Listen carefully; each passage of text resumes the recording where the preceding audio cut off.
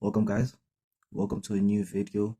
I kept on telling people on IG and yeah, only IG that it's gonna get worse from here. And in real life, I did tell them that it's gonna get worse from here. And I mean worse from here. You feel me? I mean like it's gonna get more, can I say trendy? I'd say more trendy it can be controversial, but in a jokey, rage baiting manner. But then in that type of sense, it's gonna get worse from here. If you trust me and give me that opportunity, I will not let you down. I will not let you down. I just speak about things that I genuinely just want to speak about. And I just call it a day from there if I'm being real with you. It isn't anything personal. Sometimes it can be personal. And then at the same time, it's like you just gotta learn from your mistakes. You gotta do what you need to do and stop being an unemployed bum. And yeah, man, get your bread up, get your education right. But anyways, today's video is stereotypes that South African black people are now beating.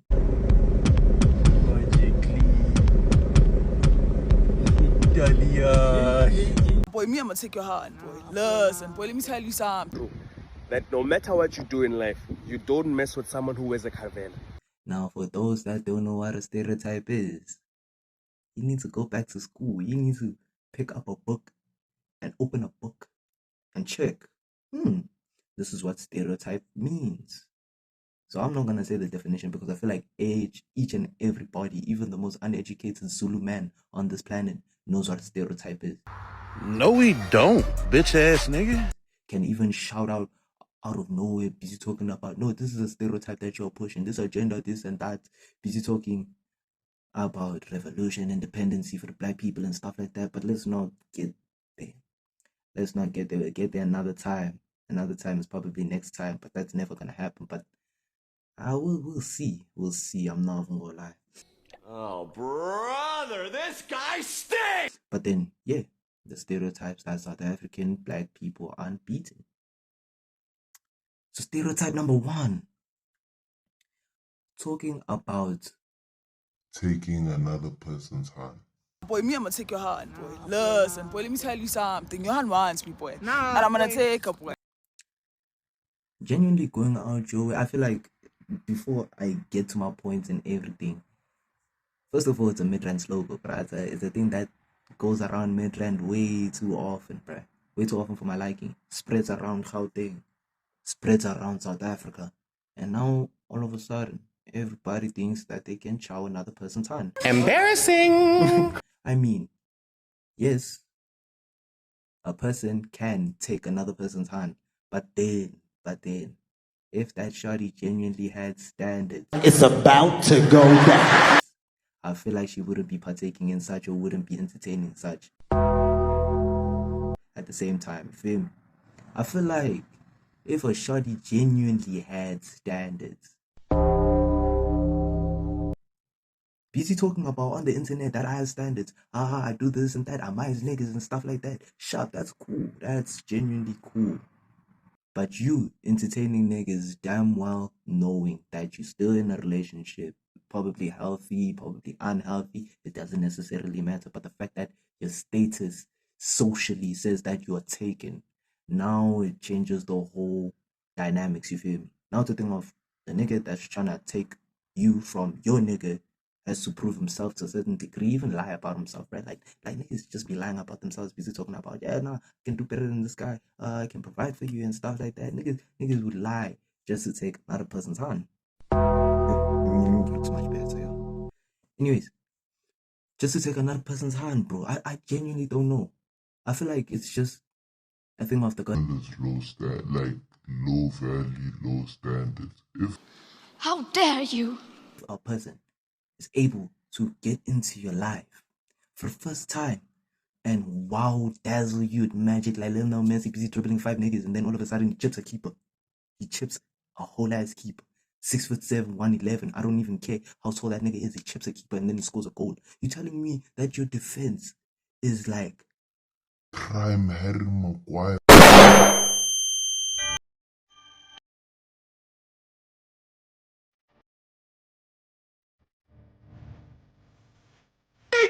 What the hell has happened with Harry Maguire? He's useless. nah?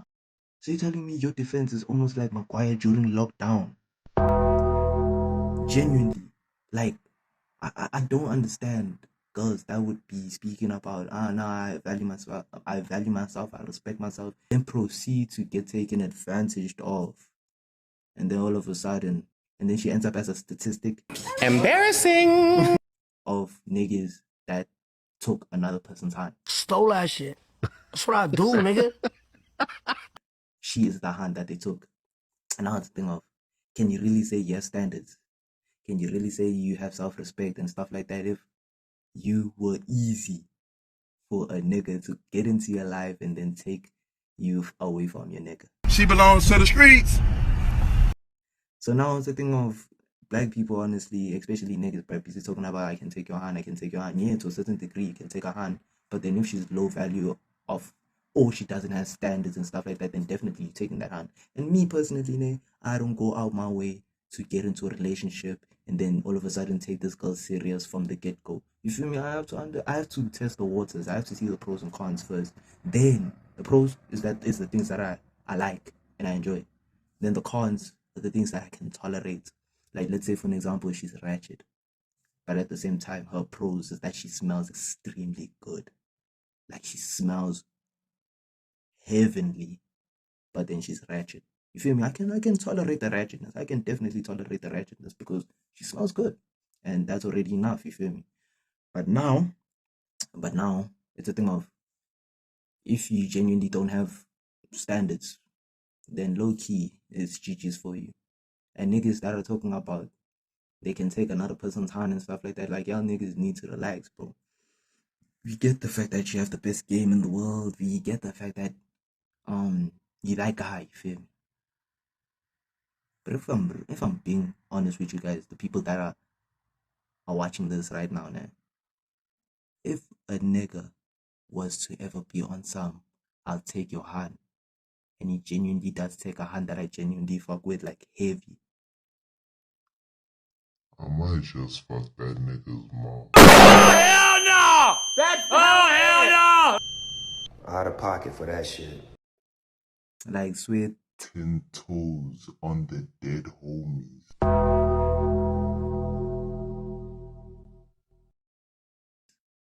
I might just go to this nigga's house, open that door, look at his mom, look her up and down, wrap my hand around her neck, and legit kiss her forehead right in front of that nigga. You're not gonna come here and be on some, nah, boy, I'm gonna take your hand, I'm gonna do this, and I'm gonna do that. What are you doing breaking up people's relationships and stuff? I know it's a genuine hustle. Like, niggas be hustling like that. Not hustling in the sense that they're getting money because, of course, they're unemployed. But then it's a type of game, you feel me? It's a type of game because shellering is game at the end of the day. Getting a girl is game at the end of the day. So it's like that for real. It's all about the game. You can't hate the player, you can only hate the game for real. So yeah, man. You bitch ass niggas stay away from me. I can't lie to you. Like, you guys are cool on the outside. Like, anywhere far away from me, I'm chilling. I can't even lie to you. As long as it's not me, I honestly couldn't care less. But then, needless to say, stereotype number 2. If you, as a South African, generally do not listen to some type of house, amapiano, the compo, underground, or Bacardi, Low-key, you uncultured. You need to leave! or even, let me just say Afrikaans music at that point, bruh. Let's not be biased. Let's just put Afrikaans music also there. But, so how can you go out your way, be born into this country, support the Springboks, support South Africa getting knocked out the World Cup? Because low-key, I knew they weren't going to go far.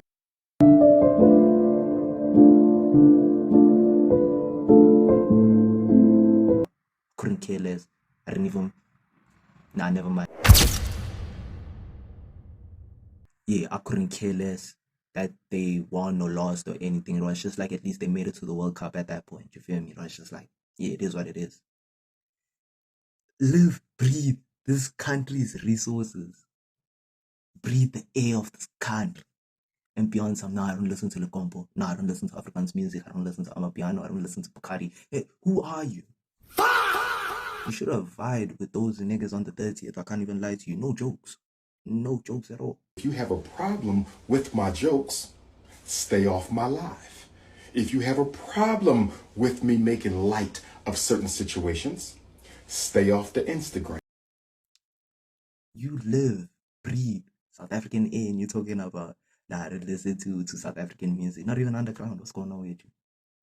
Mentally challenged or something. You don't see the vibes. The BPM is too much for you, son. If you guys don't know what BPM is basically the tempo of a song.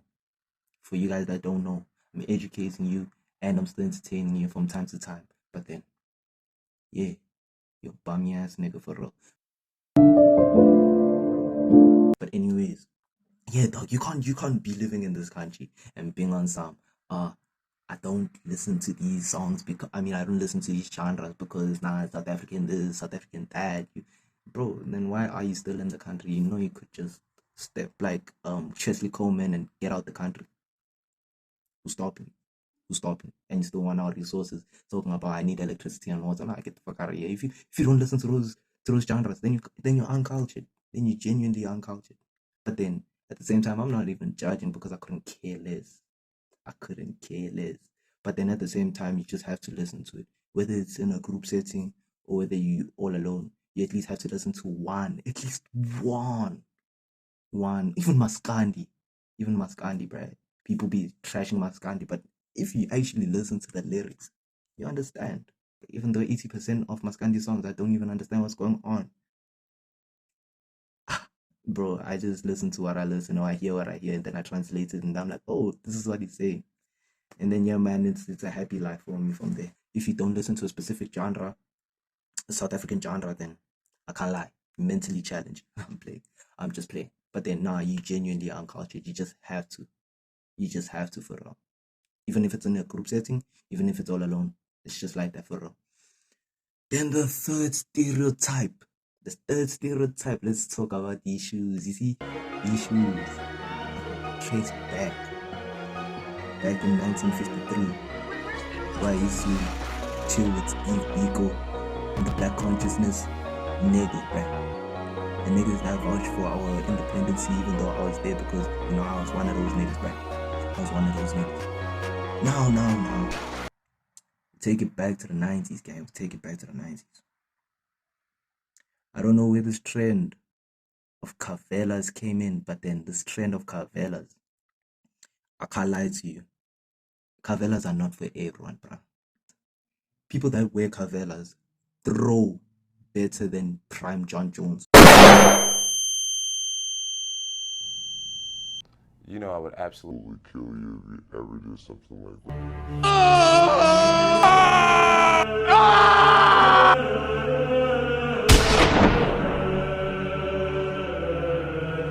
There was never that one time that I've seen a man or a woman wearing cavelas and not knowing how to fight.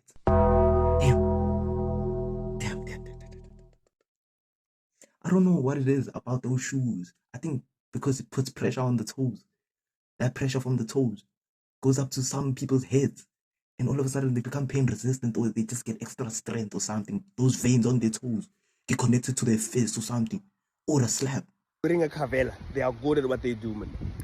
Doesn't matter whatever the context is. Whether it's a fight, don't do it. That one is even worse. Don't. And then when they actually slap you and when they actually punch you, it actually causes some effects. So cavelas in American terms are Black Air Force Ones. You feel me? Like Black Air Force One, Black Air Force Energy is the South African edition. Is the South African edition of cavelas. When you see somebody with Black Air Force Ones, if you don't know no better, that mean they about to kick some shit then, like they about to walk some shit down, kick something in, they about to go on a lick, so. Cavelas are Black Air Force Ones. That type of energy. Let me just say Cavella effect. The Cavella effect, bro. The Cavella effect, I can't lie to you. As long as you see a nigga wearing skinny jeans or just jeans in general, see them wearing a polo shirt, probably has a polo car, like a VW Polo, or Golf 7.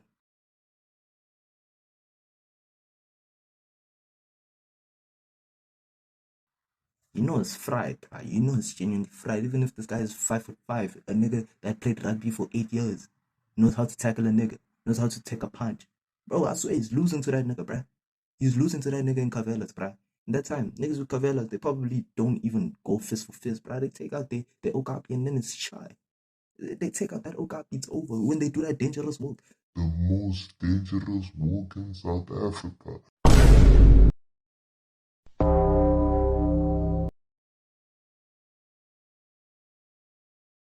You know it's over. Imagine a nigga robs you and still proceeds to kill you. Hold on. You're not playing this game by your terms, little time. You're not playing these games by your terms. So I'm giving him that phone and I'm getting the fuck out of there. Out of there. I'm out. Yeah, you're gonna see me never. So that's why, we don't go to Hillbro, we don't go to CBD anymore. If I'm going there, I can't lie, I'm staying in the car. Or I'm staying in the car. Or you just won't see me there. Or again, I'll be dead. Or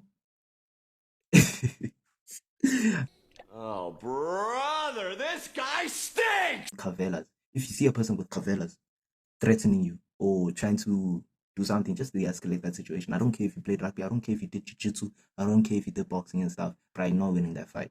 And even if you do knock the nigga down, the okapi, he starts slicing your wrist when he punches a vein or something, when he cuts a vein or something, then what happens? You just lost your life just because you didn't want to put your pride to the side. No, it's shy for my fourth stereotype. Again, we going with the people with the Cavelas because damn, these niggas don't get their flowers.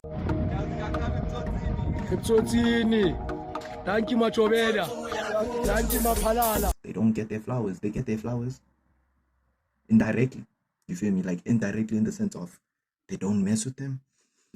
They respect them. They respect people with Cavelas and stuff like that. Especially if you're a groot man, bare belly, polo shirt, has a polo, and then it's like, raps, bro. That's a groot man over there. That nigga probably has a gun and stuff because people want to steal polo parts. People want to steal your polo. So of course they have a strap on, or they have they just have a weapon or something because it's standard procedure.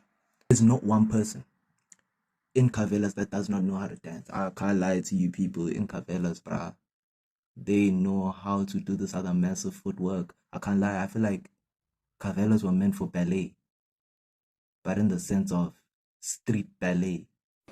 What? Because the footwork that these people put in, I don't even know, bro. Like, I don't even know how niggas be moving they feet like prime Michael Jackson or something, bro. Like, the descendant of Michael Jackson. I swear, Cavelas itself.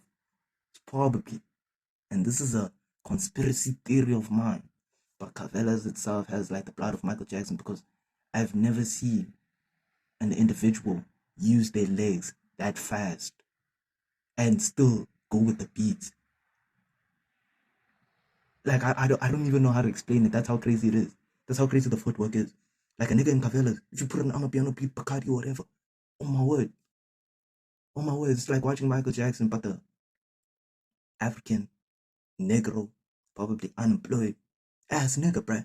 A man's got to do what a man's got to do to survive. But he's moving though. His feet are moving though. I don't know, bruh. I don't know. Like his feet are moving like he's doing ballet and stuff. But ballet requires your full body and stuff like that. But keeping you on your toes. Cavelas keep you on your toes and they put pressure on your toes. I don't know how they be dancing like that. But then, hey man, niggas in Cavelas are hella dangerous, bro. I can't lie to you, but that's just niggas in Cavelas, bro. Anyways, we're done with niggas in Cavelas. Yo, hi, deep chat. The fifth stereotype. The black stereotype. I mean, it's everyone, but then I don't like it because it's usually, well, with my experience, it's usually black people. Yeah? The fifth stereotype is begging strangers for money and food. It's okay to beg for money and food when you know the people. When you've actually interacted with this person and you guys have a relationship or you guys built something and you are just feeling hungry that day or you shorting on funds and you want to do something with the money and then you ask someone to fund you something, right? It's totally okay to do that. It's okay to beg for money and stuff like that to people that you know. But where you lose the plot, where everybody loses the plot. From school to actually going to the street, putting up a sign and begging for money and for food. Where you get it wrong is when you start asking strangers. You telling me now, you go to a specific school that has a decent education. If it has poor education, then I totally understand. Poor education sometimes equals to poor household. Decent education can low-key vary. You can be both poor and you can be doing well with a decent education. Because a decent household would never put their children in a poor educational institution. That's why I say, if you're poor, sometimes it correlates with the standard of education that you're receiving. But then if you're poor and you go to a decent educational institution, then it's like it is what it is. You know, you at least you surviving. Now it's like a thing of you use that education to elevate your family. I'm not trying to say that poor people deserve to go to poor institutions, to low standard institutions. That's not what I'm saying. I'm just saying that poor receives poor education. Poor sometimes receives decent education. If that's what I can say also. Because that again, middle class, okay, let me just say low class can receive poor education and decent education, maybe even higher education, like higher like ways like private school type of time, you feel me? Like private school, proper prestigious, where it's like if you apply to university, they're like, oh, you go to the school. Oh, these are your funds. Okay, your funds are low-key looking shaky. But at the same time, getting high marks in this difficult school. So it's like we might as well just take you and then take a loan, then you pay us back, call it a day, you feel me? So it's like that. And then middle class, of course, will go to a standardized school. And then it's like we call it a day from there. But then needless to say, stop begging for food and money. You going out your way to be at school. Talking about each and every day you go around begging strangers for food and for money. That's low-key disrespectful to your parents. I can't even lie to you. Because there'll be bread at home. Maybe there wouldn't be Nutella. Maybe there wouldn't be Rama and stuff like that. But at least there's bread at home. So you're telling me you refuse to take bread to at least compensate for your hunger and go out your way and disrespect your parents and be on some, nah, they don't feed me at home, or this and that, I'm just hungry. Bruh, niggas dead ass eat at home. And sometimes they eat the best meals at home. And you're out here busy begging niggas for food and stuff like that. And now niggas have a sense of ideology over you. That, okay, this man's is just a beggar, bruh. He just comes to school just to beg niggas for things and stuff like that. Again, you don't beg strangers for anything. You don't beg strangers for money and food. It's okay if you know the person, you tap them off, they're friends with your friends, and that's okay. Then it's deep chats for real. It's deep chats. But then to be on some hi, man, please have food, man, please have money, this and bro, you just similar to the person that be begging on the streets. So niggas that be dead as making signs who would have a marker. I don't even know where they find the marker, but they find a marker somewhere, or they take choco or something, and they write, "I'm hungry. Please give me food." Oh, please give me money. Give me a job, my guy. You're not better than those niggas. You just trapped in a scale. Of course, you have certain privileges, but those niggas have no privileges and stuff like that. So it's like low-key GG's for them. It's low-key GG's for them, but that's the route that it looks like you're trying to lead to, or that's the trend you're trying to follow. Begging niggas and stuff, begging people for money and food. Nah, you bugging, bro. That's low-key disrespectful to your parents, bro. I'm gonna keep it a real stack with you. That is disrespectful to the bare bone to your parents. So that's why this whole thing of begging and stuff like that is low-key GG's for that. Like me personally, now, the only time I'd ask people for money or I'd ask niggas for food and stuff. Okay, I can't lie. if I'm desperately hungry and they're like I'm about to die type of hungry, okay, of course I'll go to my homie and he'd probably be eating snacks or something. He'd have snacks and then we'd eat together. And then when I have snacks, bro, of course I'm gonna distribute. Of course I have to distribute because it's like the people that gave me, I gotta give back to the people. To the people that gave me, though. I don't care less for niggas that didn't give me shit, bruh. I couldn't care less about the niggas that didn't care about me, bruh.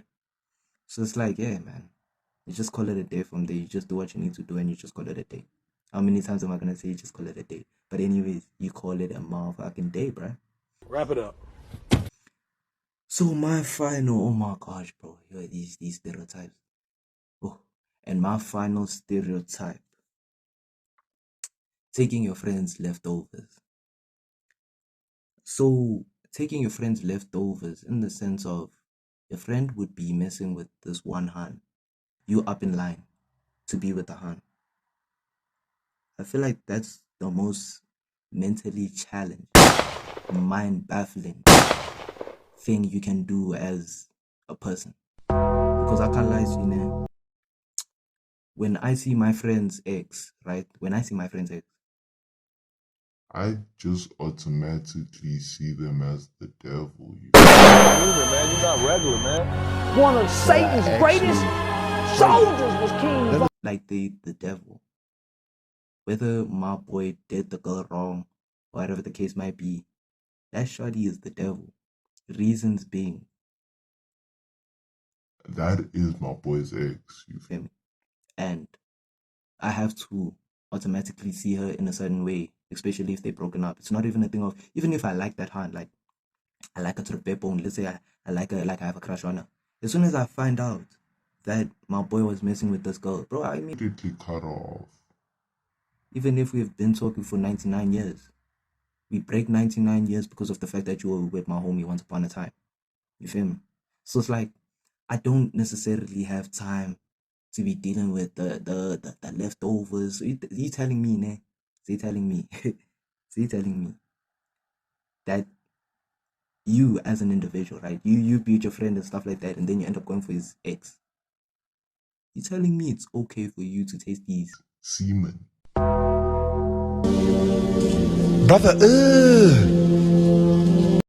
like, especially, so basically you're kissing his semen. And you okay with that? You totally okay with that? The fact that you're getting experience. You're getting experience from the shawty. But you're tasting your boy's semen. Kissing those lips. Loving that shawty to the bare core.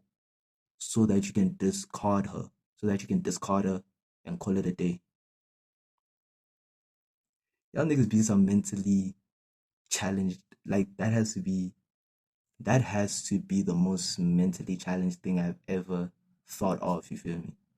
Because me, I've never experienced it. Every time a nigga told me that a nigga that I ever with told me that this was his ex and stuff like that, I'm amazed. I was like, no, yeah, you got it, but man, even if she was a top tier bad bitch, I would let go of her. Reasons because that's my boy's ex or past. I don't know if the shawty gave him. I don't care to know. Niggas can lie at the end of the day, and I'm not trying to kiss someone's semen that I know. I know this man's, and I'm kissing his semen. That's not happening. That is not happening. But then, needless to say, stop taking niggas leftovers. Like, just go approach other people, even if you get rejected. Again, I feel like I've been preaching about rejection for the longest time. I should just make a soul episode on the podcast about rejection, about my past rejections, about everything rejection. You guys need to accept the reality of the fact. Like, not everything is gonna go your way, whether you're a girl or boy. Remember, I kept on preaching that the world does not revolve around you. The world does not revolve around you. The world does not revolve around me. And I'm repeating myself once again. Stop taking each other's leftovers. Like, that shit is genuinely weird. It's corny.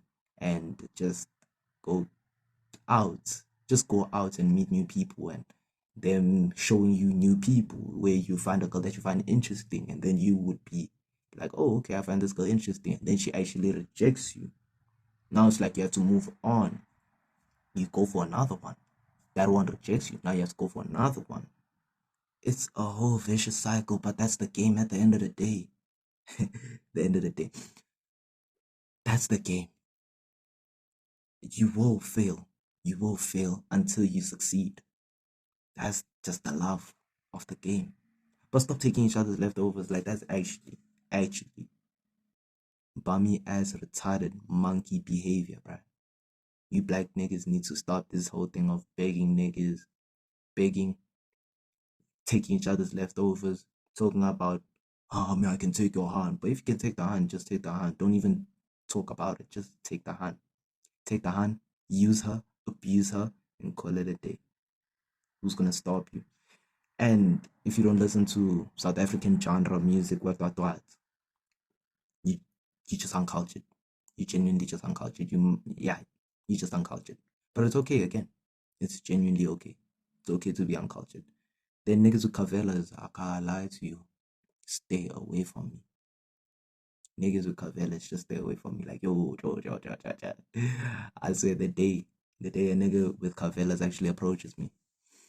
Nah, I'm running away, bro. I'm giving him everything and calling it a day. If a woman ever dates me and she has cavellas, like if I actually date a woman with cavellas, bruh, she's the man of the relationship. She's gonna pay for everything. I can't lie to you. Like, it's deep.